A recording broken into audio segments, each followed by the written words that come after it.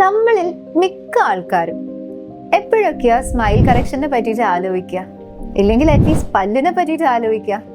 ഒന്നെങ്കിൽ കല്യാണം വരണം, ഇല്ല വേറെന്തെങ്കിലും ഫങ്ഷൻ വരണം. ഇതൊന്നും അല്ലാണ്ട് ആഫ്റ്റർ 60s അല്ലെങ്കിൽ 50-60 റേഞ്ചിലും അത് കഴിഞ്ഞിട്ടുള്ള പല്ലുകളെ പറ്റിയിട്ട് ആരെങ്കിലും ആലോചിക്കാറുണ്ടോ? ഓ എന്ത് പല്ല് അല്ലയോ? പക്ഷെ അങ്ങനെയല്ല. കാരണം എന്താ വെച്ചാൽ ആ സമയത്ത് കാണാനുള്ളതിനെക്കാട്ടും കൂടുതൽ നമ്മളുടെ ഫങ്ഷൻ, നമ്മൾക്ക് ചവയ്ക്കുന്ന എഫിഷ്യൻസി അതേ രീതിയിൽ നിലനിർത്താൻ പറ്റണം. ഇല്ല വെച്ചിട്ടുണ്ടെങ്കിൽ നമ്മളുടെ ആരോഗ്യമാണ് കോംപ്രമൈസ്ഡ് ആവാൻ പോകുന്നത്. ഇവിടെയാണ് നിങ്ങൾ പണ്ട് ചെയ്തുകൊണ്ടിരുന്ന റൂട്ടീൻ ആയിട്ടുള്ള ഡെന്റൽ ചെക്കപ്പ്, അതേപോലെ തന്നെ oral hygiene practices, brushing, flossing, water flosser, ഈ വക സാധനങ്ങളൊക്കെ വരുന്നത്.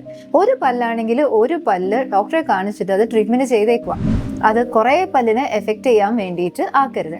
പിന്നെ അതേപോലെ തന്നെ ലൈഫ് സ്റ്റൈൽ ഡിസീസസ് ആയിട്ടുള്ള ഷുഗർ അതൊന്ന് കൺട്രോൾഡ് ആക്കി വെക്കുക. പ്ലസ് സ്മോക്കിംഗ് ഉണ്ടെങ്കിൽ കുറച്ച് വെക്കുക.